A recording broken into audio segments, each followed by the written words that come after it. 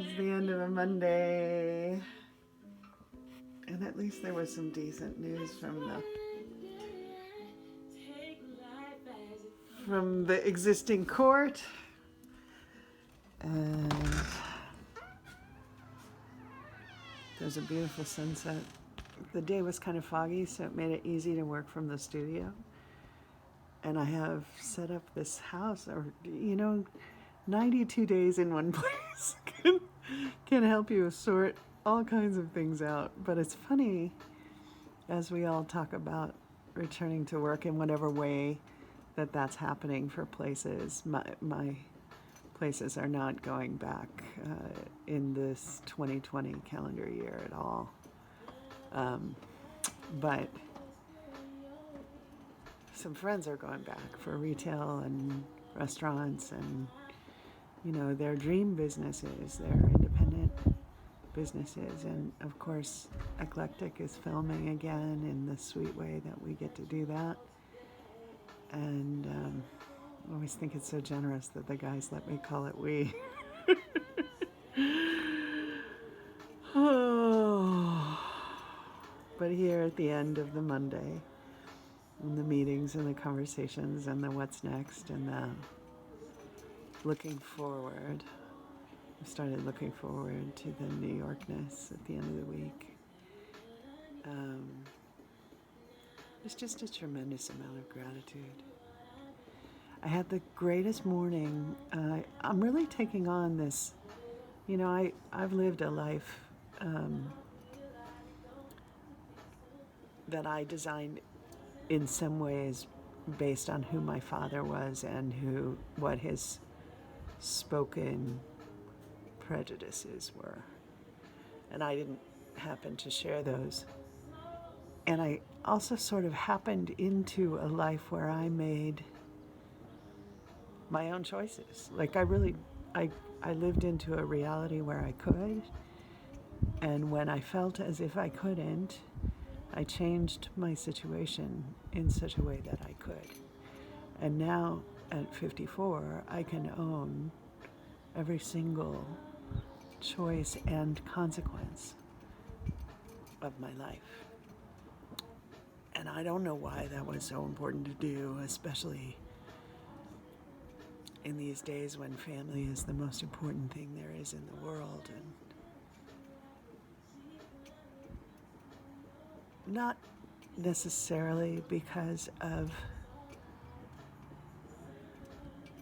anything spoken in my blood family anymore, but definitely in large part because of the politics of the region where I grew up.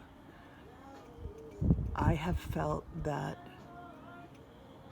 I could not return. Like I made a conscious choice to marry my ex-husband, and that came with a set of consequences that we worked our way through as a family, as two families, and then as a broken family, if that's what we are.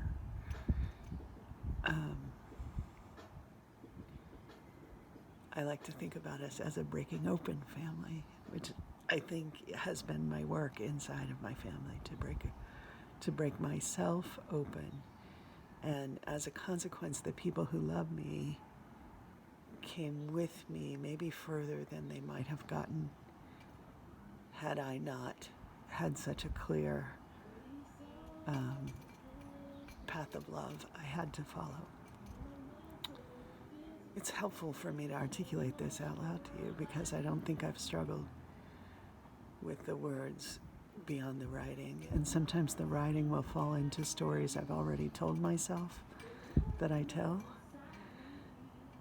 So, here at the molten moment of the end of the day, there's just what comes up and out in words. And when I have a partner or a person I talk to every day, sometimes it happens naturally in conversation.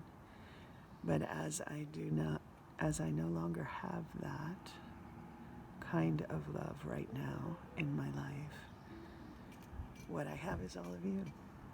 I have your witness, and I have my willingness. And so that's what I show up with. Maybe like the sun.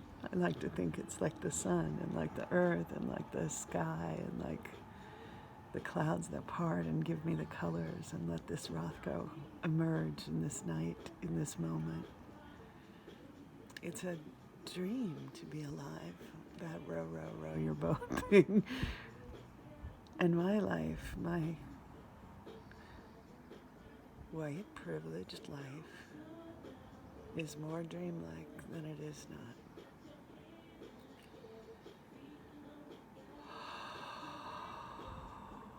So, deep exhale, big inhale. I talked to both my New York children today. And they're in various states of their own stories, and I no longer tell their stories. They have to tell their own. But as their mother, I can be left with my story of connecting with their father and making the plans for getting the gifts he has for them that I'll take with me, and making the arrangements for my house as I leave it, and for the neighbors and friends who might stay here. And I think of the world that I'm in right now, my world. A long time ago, well, I guess after Tech Planet, or even before, my family would joke with me about Planet Beth, my sister most. And here on Planet Beth, things work in a particular kind of way. Like, I get to shiver at the front door of the sunset in a place where I live by myself. And for all of you who are living with your beloveds, trying to keep your marriage together and your kids on track and your life and circumstances moving forward in the ways that feel good or better or best to you, I don't know if loneliness looks like oasis or not. But I am grateful for every day that I'm here. And I mean that in all kinds of ways, like every day that I'm here on the planet, every day that I'm here in my aliveness, every day that I'm here in my independence, every day that I know that whatever happens from here happens because of me.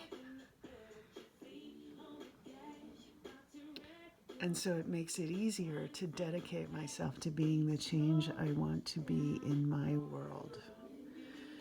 Meaning a person who has lived a great deal of her life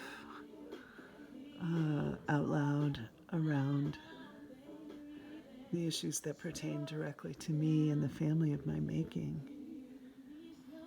But I'm invited into a wider conversation now about race in America and racism and voting rights and where the politics of now came from and what is residual and rotting in the body of human being that keeps the people who are living in squalor and hideously atrocious conditions at the border separated from their children. Why that keeps happening, why that is happening, why that's happening on my watch in America. So I'm asked by the me I want to be to learn more and to unlearn more and to pay better attention to the places where my isms and ists interfere with my learning and deepening, even in what is painful to learn. But I cannot be complicit. Violence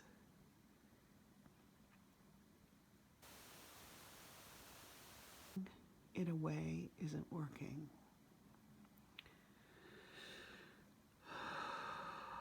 So I'm suiting up, getting educated, sharing sharing, learning, listening to Black voices speak to me and teach me what is true from inside the experience my beloved friends and colleagues and teachers and men and women and children I will never meet, what each is risking to express in this time. I am risking to learn. And I ask you, if you're listening, to do the same. And to share in conversation with me about what gets hard and what you get over and who helps you do it. And how you are called to stand together with Black Lives Matter right now. Rainbow, I am so grateful to have claimed my part of.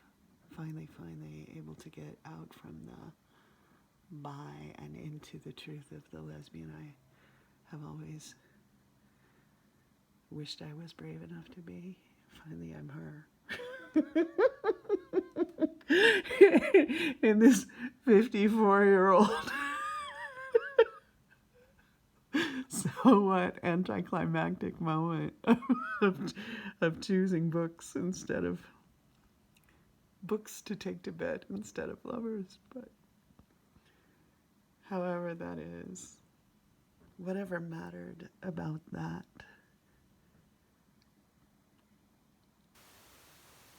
matter now.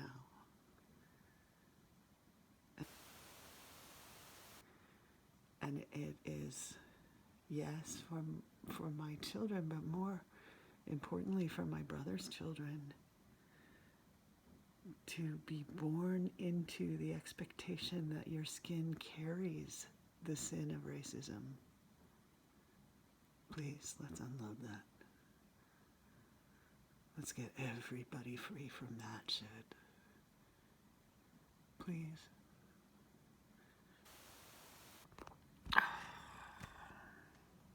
Thanks for coming to my house and looking out at the ocean, this great left coast of America. Be in this Rothko of these moments.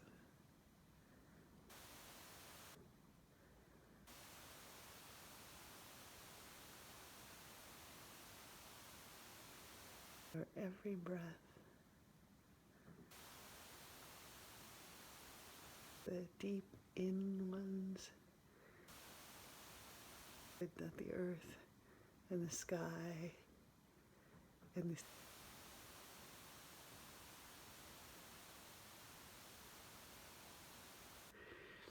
at the center of the sun, may you take all that generosity into you.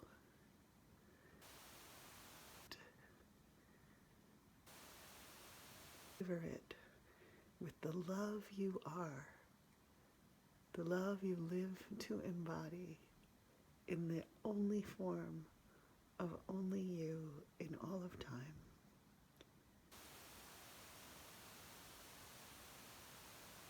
To the whole wide world in gratitude for that I give you.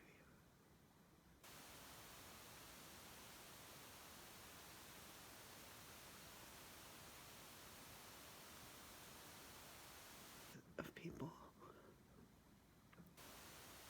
Breathe.